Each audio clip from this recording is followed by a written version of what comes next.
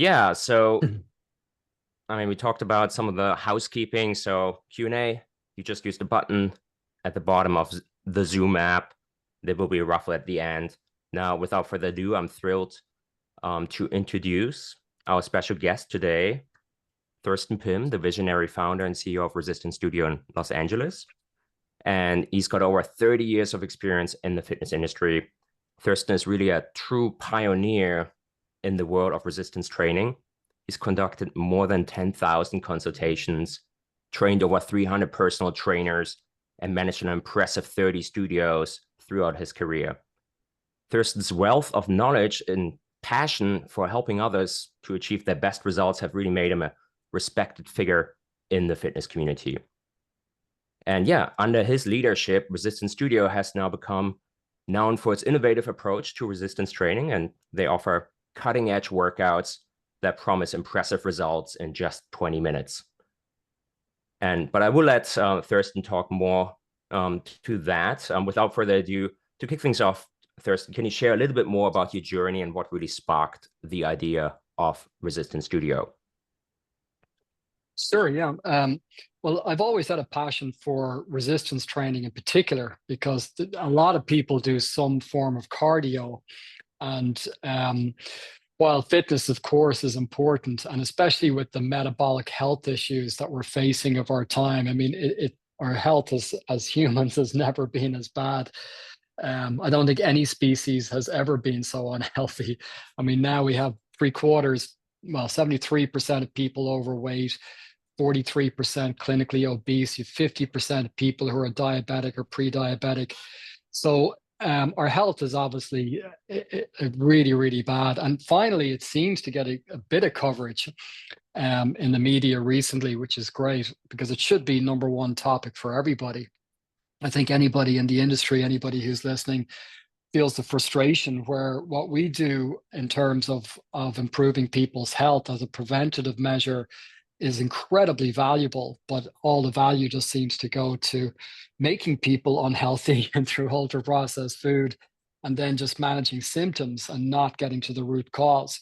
So what I like about resistance training is the type 2 muscle, the fast twitch, that's only activated by resistance training is the type of muscle that we lose as we age. So even from the age of 30, we lose 3 to 8% of our muscle mass. From the age of 50, we're losing 1% a year, 3% of our strength, and close to 9% of our power. So that's why I really focus in on resistance training and the importance of muscle tissue, because one of the biggest problems is people, especially for weight loss, they can lose quite a lot of muscle tissue. So that's really where the background, and I'm really leaning into technology because we want to make it as easy for people as possible to get results. So we need obviously to see where they're at is very important, and to do the consultations and analysis and assessments. And then, of course, a way to do the training. Now, we've leaned into technology all across the board. So instead of using weights, which the first kettlebell was 2,500 years ago, we don't seem to have moved on since that. We're using electromagnetic resistance. So with the studio that we have, you don't even need to set the weight. You just get on the machine and go. It uses isokinetic, which means if you go faster, it's stronger, and it can never be too much because it can only be as much as you can do. So we have like 20-minute workouts, but they're super effective and works really, really well. So it just means anybody can come in. There's no intimidation. Everyone has their own machine. They get an incredible resistance training workout to literally their maximum that they can do. And then, of course, we do the consultations, nutrition, and of course, we use the ShapeScale. So that's a bit of a summary. Yeah, I'm just showing a little video here of how the Vitruvian work. I think it's a quite remarkable machine. I had a chance to try it earlier this year at URSA, and I was really impressed by how much resistance it actually provides. It's in such a compact form factor.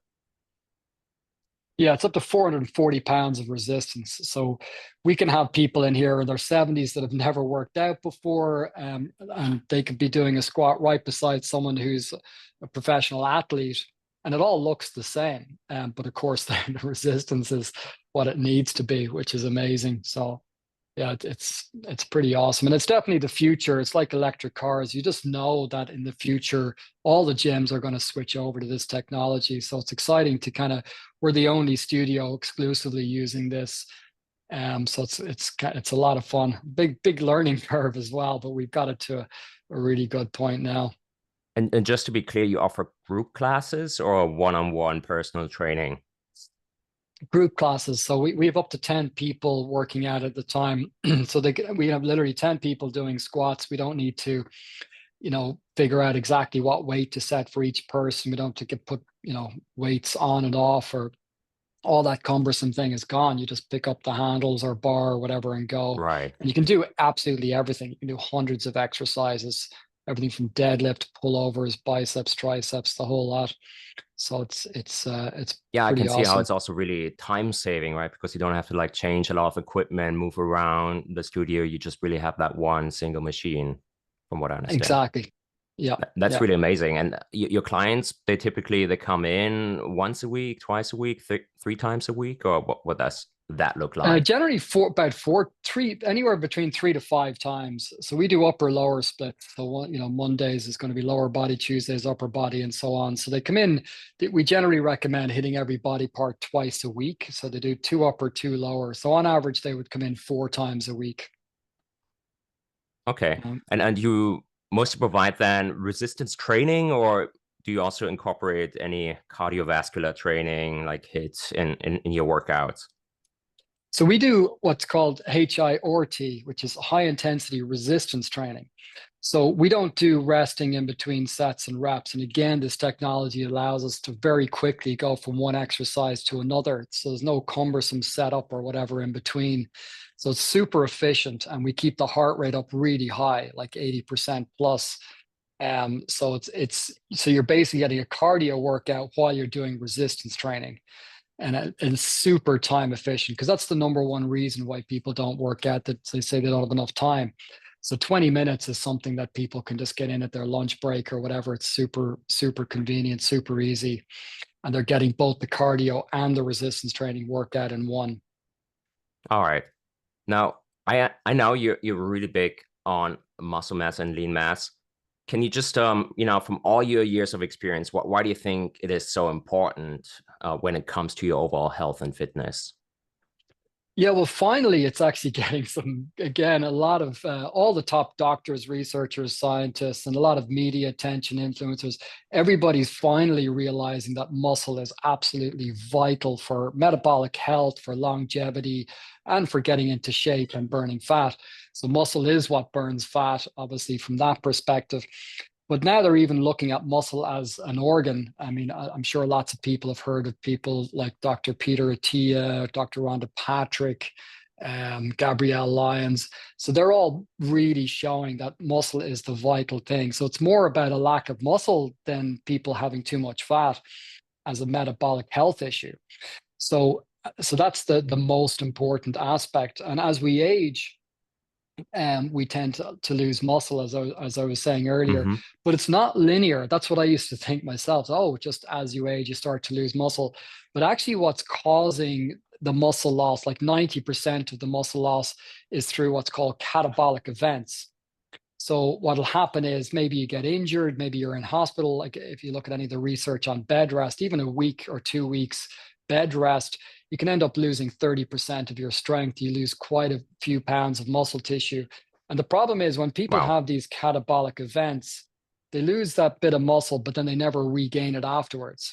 So you could be sick, you could be injured, you hurt yourself, so then you can't work out for a couple of months. Whatever, you can get like sciatica, you can get like an injury in your knees or whatever it is. And again, you lose a lot of muscle, and most people will never regain it. So that's the big issue, is these catabolic events that happen in our lifetime, and that has a profound impact on our quality of life.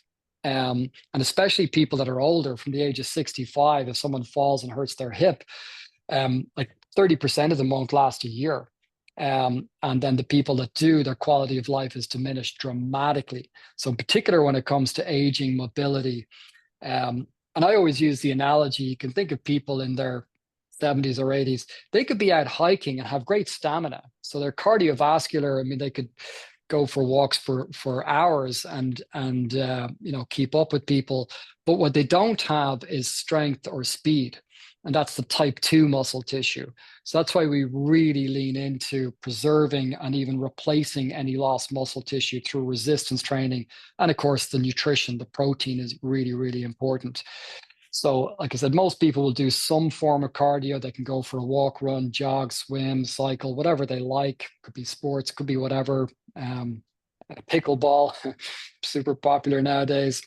But what most people don't do is resistance training, and they just don't do it consistently. So it's so important to obviously know where you're at in terms of how much muscle tissue that you have. And that's the biggest problem that people do, because one of the biggest catabolic events that most people experience is weight loss, funnily enough, because when they lose weight, a lot of the weight loss is muscle tissue. In fact, a lot of the time, the majority of the weight loss is muscle tissue on calorie controlled diets and things like that. And even with all And why do you think that is? well, because what they do is they just look at the scale, and that's all they're going by. So once they see the weight loss on the scale, it's basically calorie controlled diet just means they're starving themselves. Mm. So they will lose weight. But generally speaking, they're not consuming enough protein and they're not doing resistance training. So if they just cut back, so say they're taking whatever 2,500 calories and then they drop it down to 1,800 calories, well, and they haven't changed their macronutrient ratio, they're not doing resistance training, well, then obviously they're taking in less protein and they are going to lose more muscle. And again, with the focus just on the scale, anything to burn calories. So, I mean, the classic example is something like The Biggest Loser. It's an extreme example, but what they found was, sure, they lost a colossal amount of weight, but a lot of it was muscle. And when they looked at their metabolisms 5 years later, their metabolisms were terrible and they couldn't sustain the weight loss, and they end up putting it back on. So the average person will lose weight, put it back on, and extra, because each time they do it, it's a catabolic event. They lose muscle tissue, their metabolism is slower, and it literally accelerates the aging process. So it's a Yeah. disaster. Yeah, I think that's what we see with a lot of our own client base as well, that offer especially medicated weight loss with, GLP-1 type drugs, which are really great, like in terms of reducing your appetite and then leading to lower caloric intake, which of course then leads to weight loss. But I think one thing that somebody has to be careful about, okay, now you're consuming less calories, you want to make sure that you're still, consuming a sufficient amount so that your body has sufficient nutrients and also protein. And what we tend to recommend is to at least, I think, intake 1 gram of protein per pound of body weight. I think that's the general consensus of what is, recommended to retain as much lean mass as possible. Obviously, if somebody's losing a lot of their weight, let's say 20-30% of their total weight, it's very hard for your body not to break down any lean muscle tissue, right? Yeah, it's okay to lose. I mean, again, if someone has 100 pounds to lose, well, then obviously some of it's going to be muscle, but that's where the body fat percentage comes in. So once that number is going in the right direction, that's what's really, really important. And that's why we've always done body fat percentage. I've done that for 30 years. But of course, up to now, it's been the calipers and then just doing measurements using the measuring tape. So and we've tried everything on the market, the InBody, we've tried all the different things out there and never found a good replacement, obviously, until now. So. Yeah. So how did you actually first stumble upon ShapeScale? What really made you think, wow, this could be, something different that could be really a game changer for what I'm doing here at Resistance? Well, I've always been on the lookout for an alternative, because it is so cumbersome and time consuming with every single client. Every single month, we do all their measurements on the calipers. And it's very intimidating for people. So I've always kept an eye on the market. And I tried years ago the Naked Labs, and we had that machine, but it just wasn't very accurate. So that was a 3D body scanner for our listeners who don't know about the Naked scanner, right? Yeah, I think that was one of the first ones on the market years Mm-hmm. ago, and now it's well, I think the company's still in business, but the machine doesn't work anymore. So, Yeah. but it wasn't accurate enough. It wasn't really we never it never got to the point where it replaced the calipers and measurements for us. So I was always looking out for other alternatives. Tried in body, tried all those electromagnetic or sorry, electro whatever they are, those ones, and they never found them to be very reliable at all. And it doesn't give you enough data in terms of the measurements anyway. So you still have to manually do all the measurements. So I was always looking at that space, and I tried out quite a lot of the ones on the market.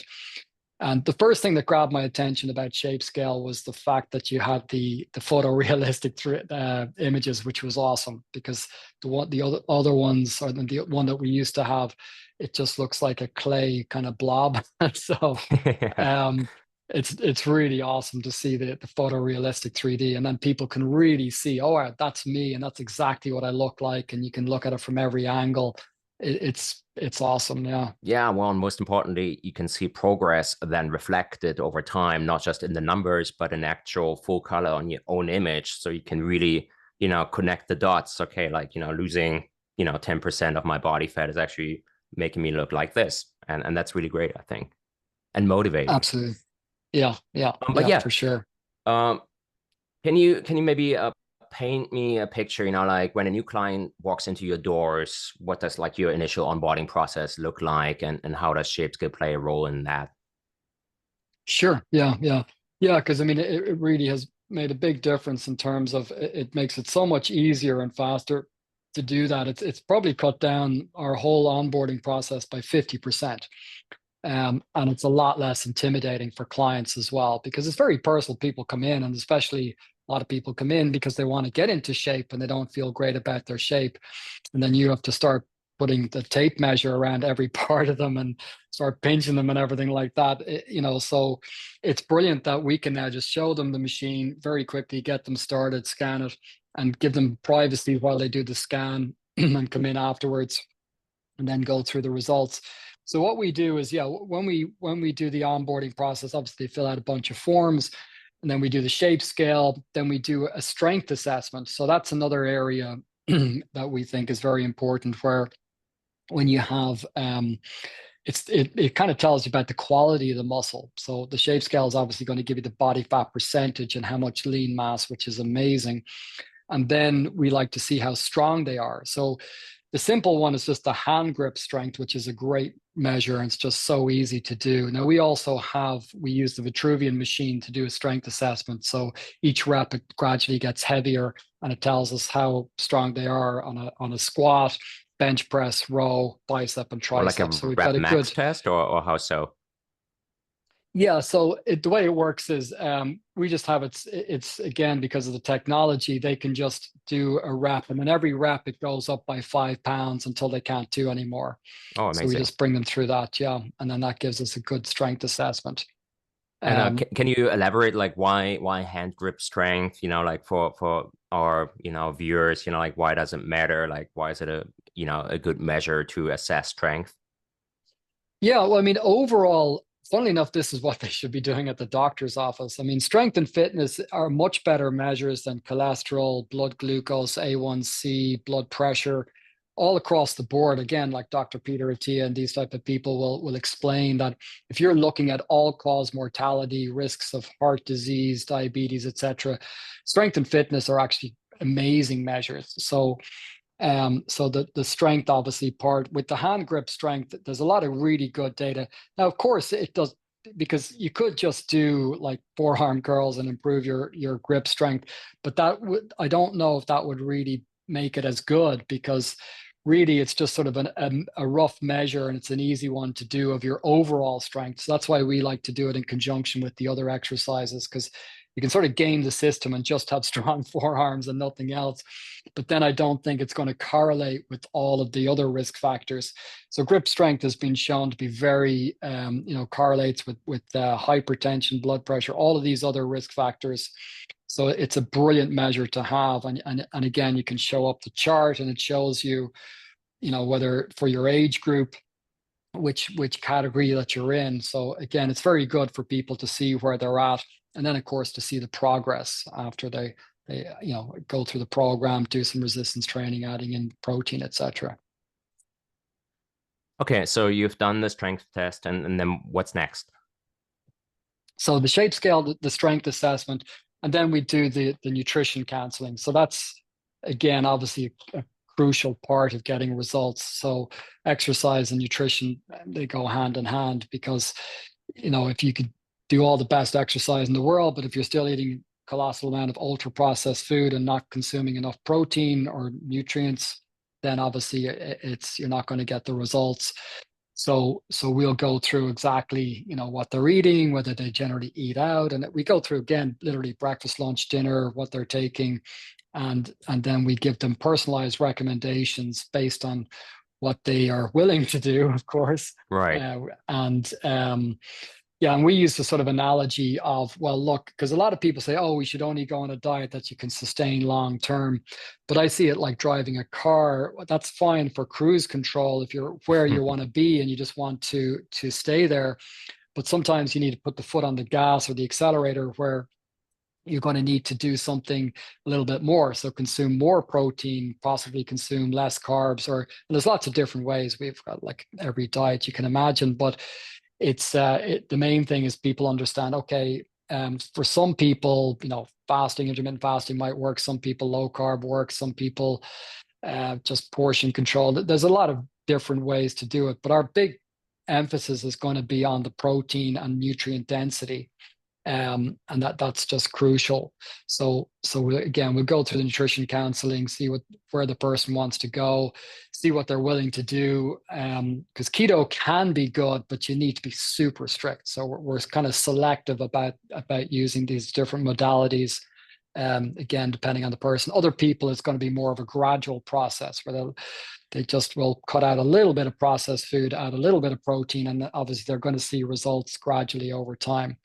So that's where the health coaching motivation comes in as well. Now, going back to the shape scale, like what do you actually take from a first shape scan in terms of information? Like any specific metrics that, go into your first assessment then? Yeah, so the big ones that we're going to look at, obviously weight, but really the body fat percentage. I mean, that's always been such a crucial measure, because a lot of people, again, they're obsessed with the scale. So they don't care that if they see 5 pounds down, that's all they care about. But obviously, if it's 5 pounds of muscle, it could be a disaster.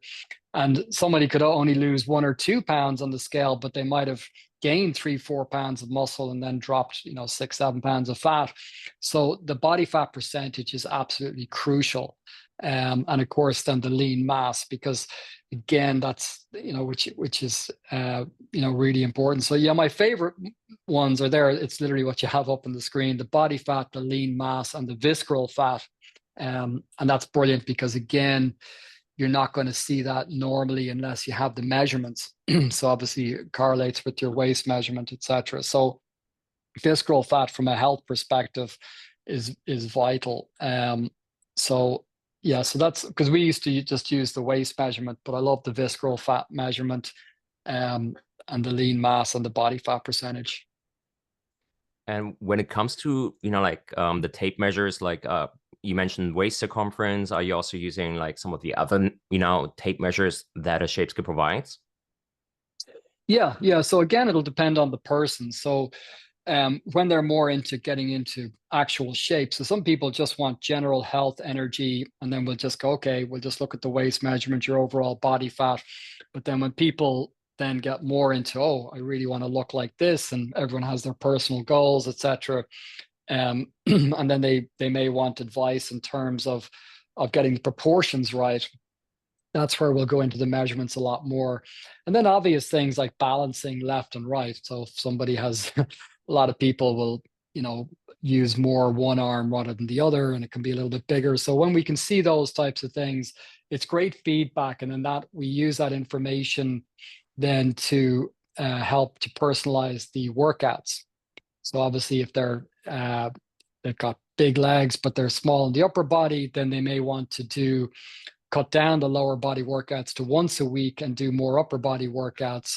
And then you can go, I mean, I used to train people for contests and bodybuilding. You can really go deep into that. But for the average person, it's just general proportions. We want to make sure their proportions are right and that they're not overcompensating as well. And we do coincide that with the strength assessment. So because a lot of people, for instance, guys, they just look in the mirror, they just want big pecs and biceps.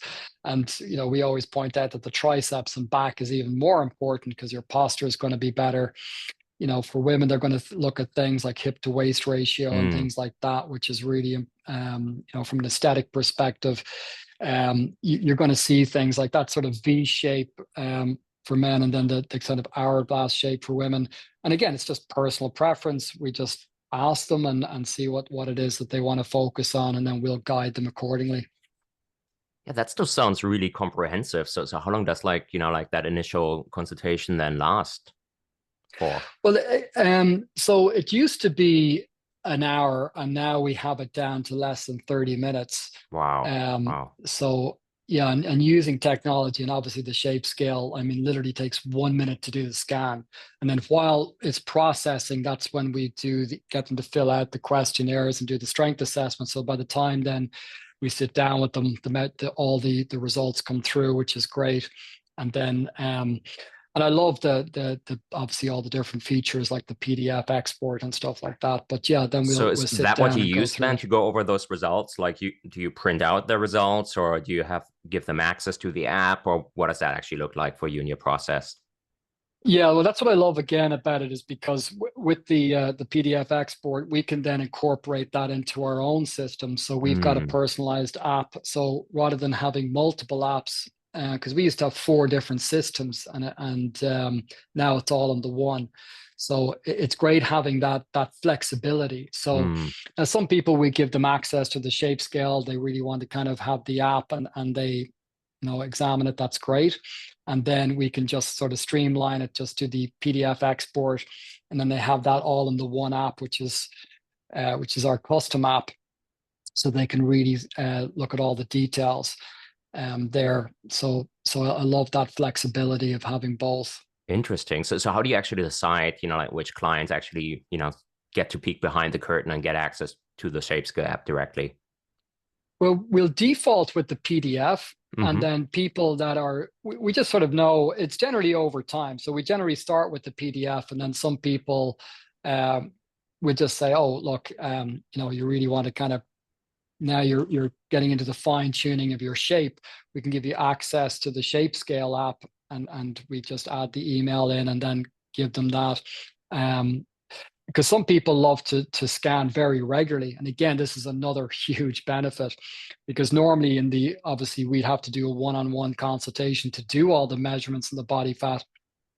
Now we have a lot of people, a lot of clients, just even a couple of times a week, just on their way in or out, they'll just jump on the machine 1 minute. And of course, then they're going to see their data 10 minutes later. It's pretty awesome. So self-assessment has now become a thing, which is Oh, again interesting. something that we haven't been able to do before.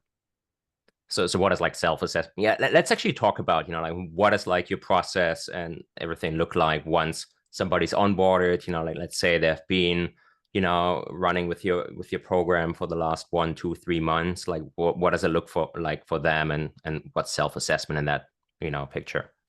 Yeah, yeah.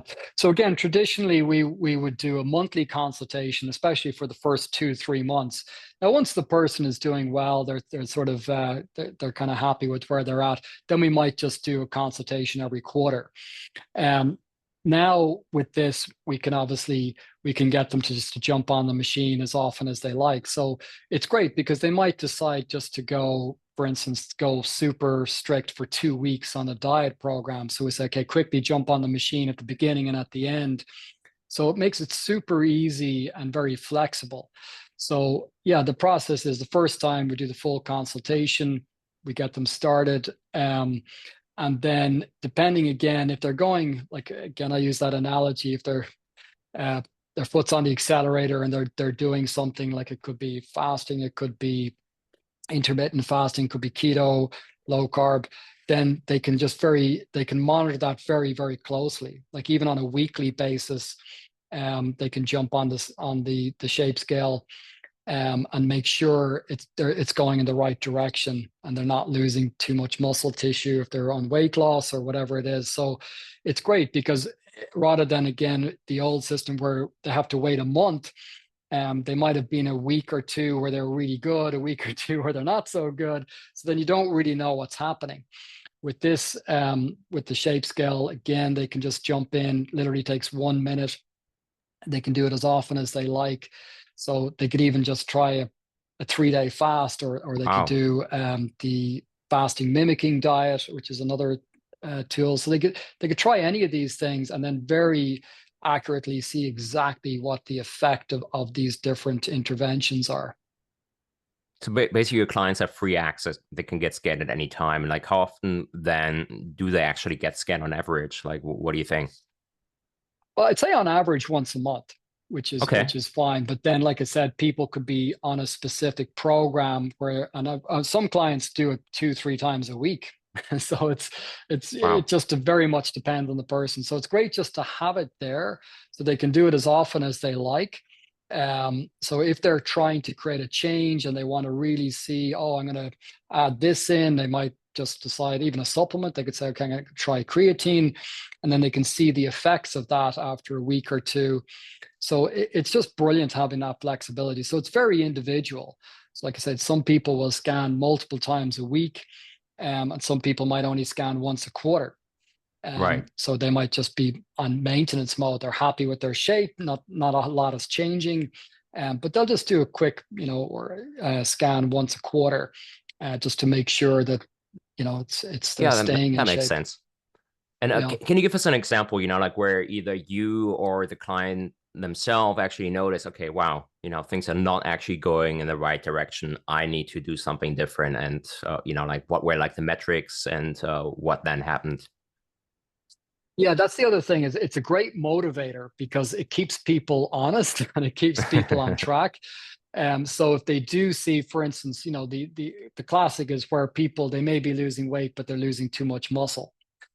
Because we will emphasize obviously the resistance training, but the protein intake. So if they're not consuming enough protein, they're going to see that, and they're going to see the loss of muscle tissue, and very quickly, it just re-emphasizes that for us. So we'll just say, look, we did try to, if you're only consuming, half a gram per pound of body weight, we're recommending a gram, as you say. Now, I think people can maintain 0.6, 0.7 grams per pound is good for maintenance. But if you want to create a change, again, the foot in the accelerator, both for weight loss or even for muscle gain, up to a gram per pound of body weight is good, because protein is the most satiating as well. So even for weight loss, and we really emphasize that in the research, when they got people to increase protein intake, instead of 15%, they jumped it up to 30%.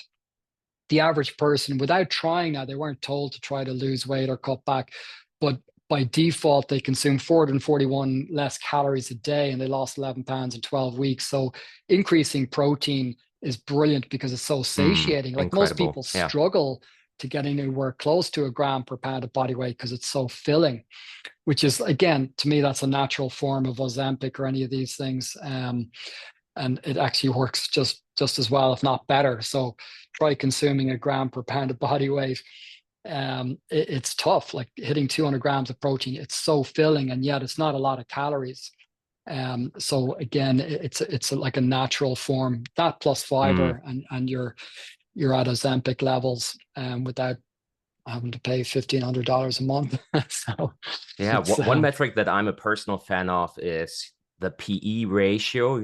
That was developed by, I believe, Ted Naiman, and it's basically the ratio of protein versus energy, so energy, carbohydrates, and fat, and how that basically compares to how much protein for every gram of fat and carbohydrates, how much protein in terms of grams do you have, and you really want to aim for relatively high ratio there to really get sufficient protein intake, but also to increase satiety, because it is really strongly correlated to fiber and protein.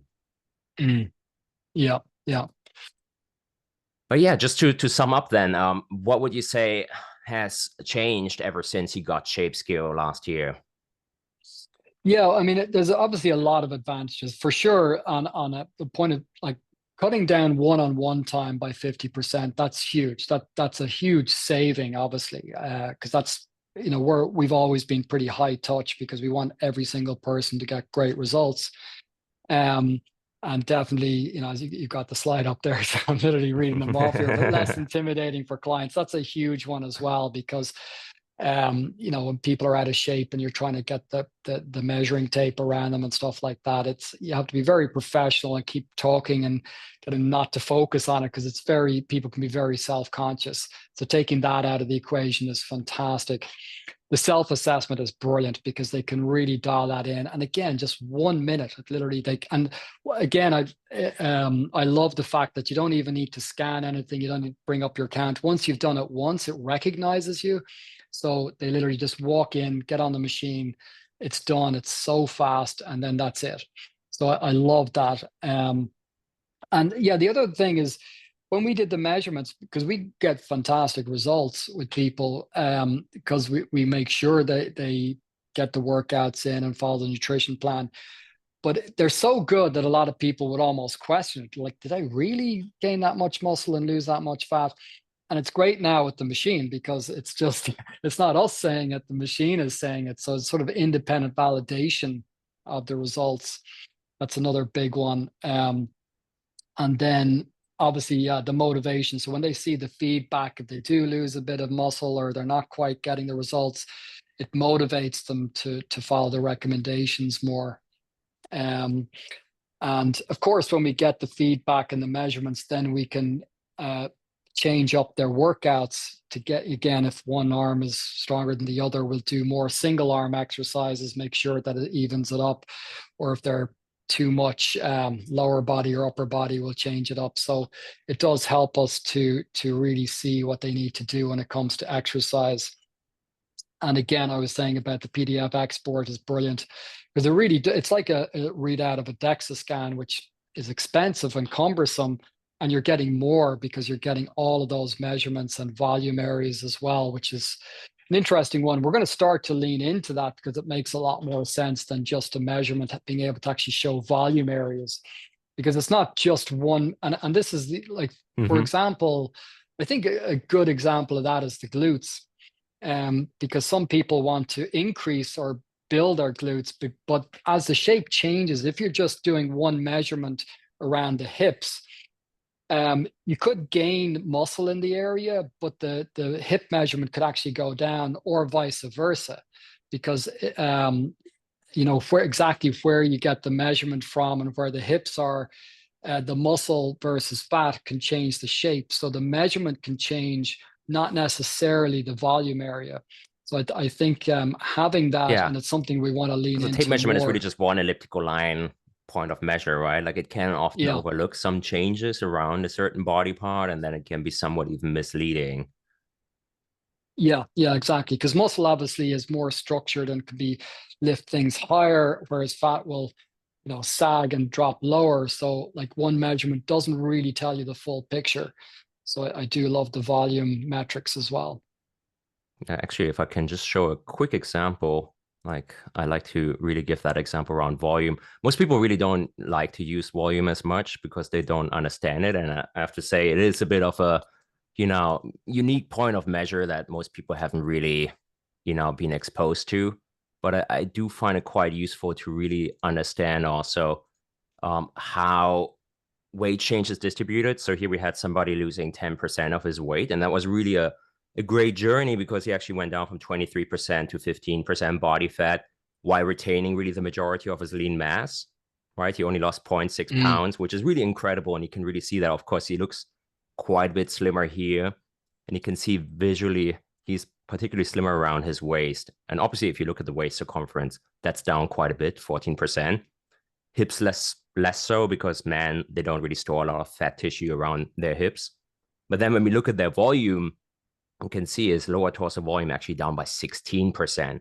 Compare that to his weight change of 10%. That's really incredible. Upper torso down by 9.5%. That's still pretty normal for men, especially. But then when we look at his legs, they're just down by 6 and 4%, which is much less than his overall weight change of 10%. And that's really because the human body is really storing 75% of lean muscle tissue in arms and legs. So if you have a successful weight loss journey, retaining a lot of lean mass, you're gonna really retain much more size around arms and legs and lose much more around your torso. So that's really how I like to use the volume. And here you can see another example where you turn off the texture and now you can really see the muscle definition. And here you can see in the heat map, really lost most around the torso, less so around his legs and arms. But yeah, I think we talked a lot, and I know we went a little bit over time, given technical issues in the beginning. But I think it would be a good time now to move to Q&A. So if you haven't come up with your questions yet, we have again a Q&A button down there, and I think we can start taking questions. Yeah. We do Leela, have, so yep. First question, how do you price your scans? Or is it included in your different programs that you provide your customers with? Yeah, so for us, it's an all-inclusive. We do very different from everywhere else, where they get everything included, because we realize for people to actually get results, they need it. They need the whole package. So we've always had a fully inclusive. So everything is included, all your workouts, supervised workouts, nutrition consultation, everything. But obviously, a lot of people could start charging for these things, because most gyms, you just pay for using the facilities and then everything is added on. You want a trainer, it's extra. You want a consultation, nutrition, it's all extra. So obviously, if you're in that sort of scenario, you could definitely charge. I mean, I don't know, because again, we just do it fully inclusive. Mm-hmm. All right, next question. Could you talk a bit more about the volume measurement? How do you really explain it to your clients? Well, I just say, well, look, I mean, your waist measurement is just one particular measurement, and depending on the structure and the muscle and the fat, it's not going to tell you the whole story. So obviously, generally speaking, people just want to, like, for instance, for the midsection, they just want overall their tummy to go down, not just one particular point on their tummy. So it's much better to have overall how much volume have you lost from the midsection is a much, much better measure. And we're just in the process of starting to kind of explain, because again, it's just legacy. I just understand waist measurement because I've been doing it for so long. We used to actually do two, waist and tummy, we called it. So we went like lower and then upper, because again, obviously the shape changes. So I love the volume metric, where we can just say, look, overall, you just want to be seeing how much you're losing. And we try to use analogies like, oh, that's like a liter of water or whatever it is, of volume that you've lost in the midsection. So it makes more sense to people to see it in terms of volume. We're trying to come up with good analogies so that people understand it better, but it definitely makes more sense. Obviously it's a much better metric. Amazing. And then next question, I think, Martin, this might be for you. How do you see medical spas best utilizing this in their practice?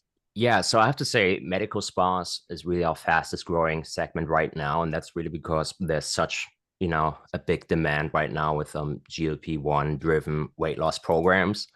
And I think it's a great way to use ShapeScale to differentiate yourself from, just online prescription services that just, merely prescribe medication. Because like Thurston was explaining earlier, it really still matters what you do in terms of diet, what you do in terms of exercise, because if you don't, you're just going to lose a lot of weight, and a lot of that weight is going to be in lean mass, and that will lead to functional strength issues. It will lead to more brittle bones, which increases your risk of hip fractures later in life. So not a great thing. So you really want to try and be like the client I just was showing, that was really retaining a lot of his lean mass, and really try to minimize lean mass loss. And that's really where ShapeScale comes into play, to really keep track of that, but then also regionally to understand, okay, like, are they losing maybe more in some areas than others when it comes to resistance training. How does it look for arms versus legs? Like, are they retaining in parallel and in balance between those two muscle groups? That's again where the volume can really play a great role, as well as our tape measures. And yeah, and then overall, of course, it's really engaging to see results on your full color 3D image, because now you don't just have, like the numbers, you actually will see the results on your own body, and it will give you more minute feedback, which is great for, client engagement. It's really validating to see, every other week how your body is getting in a better shape. And that's really important, I think. Amazing. And then the next question, how can you use ShapeScale to attract new clients? Or can you run a weight loss challenge and use the data to pick the winner?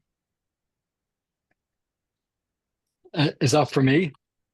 I mean, you can hop in here. Yeah, sure. I don't know if you guys have ever run a weight loss challenge. If not, then is there any other way that you're utilizing ShapeScale to attract new clients?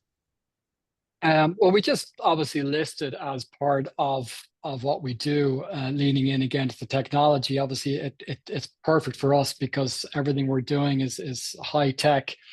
And again, we just having the shape scale and to be able to do that level of detail, etc. So we definitely, it's part of the sales process for sure, for them to be able to get that level of data. Because we've always seen it like a triangle, a triad to get results. Number one, you got to know where you're at, assess exactly where you're at, and create a plan. And then you got the exercise, and then of course you got your nutrition. So it's those three things combined, because otherwise you're just in the dark. So so we use that a lot. Amazing. And then next question, do you recommend including the shape scale as part of any weight loss treatment / programs offered at a medical spa or charging per scan?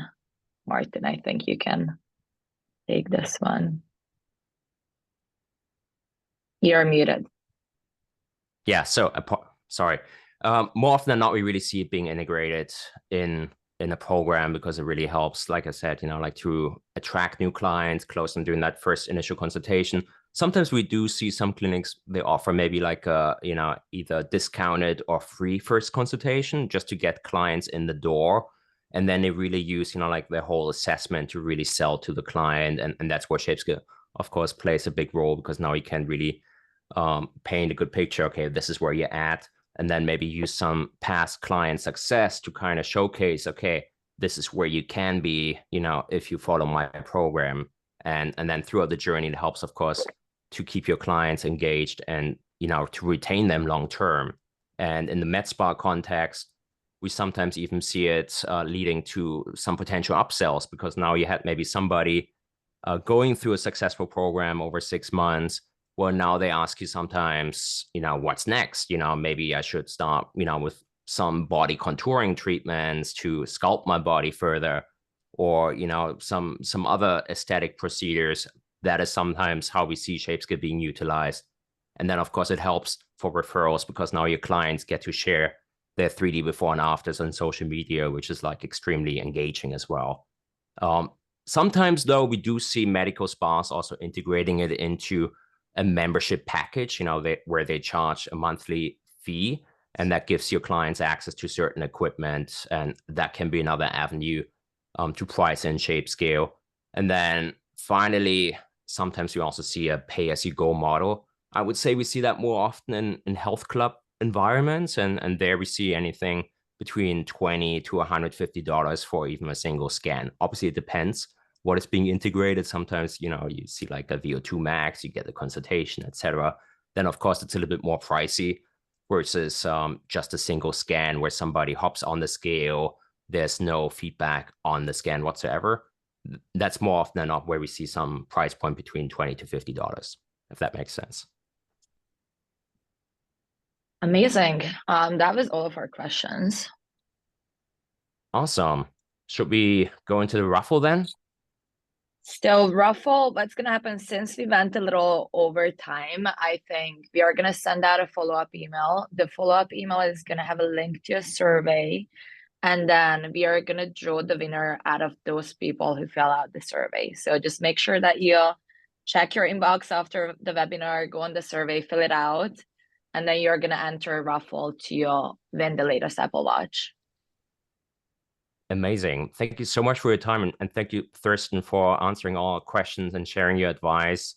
I'm continue to be in awe, like about your program. You're really, a forward-thinking practitioner in the space, and it's really inspiring to see how you put, all this technology to use.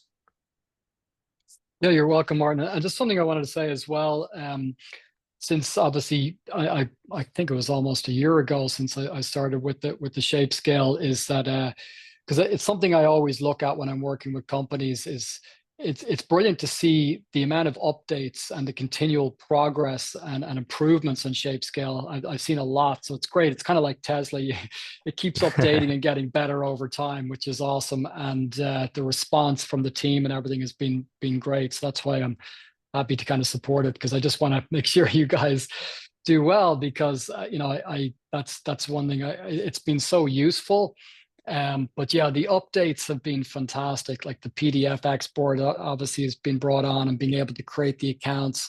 All of these things have been great add-ons, and the response to feedback. So that's something I value a lot as well. Thank you. Yeah, I like to think, like we spent over 5 years developing ShapeScale to kind of, a great tool now that is great for measurements. But a lot of the value that is still looking to be unlocked is, of course, what do we do with all the measurements, right? And that's really where the software comes into play.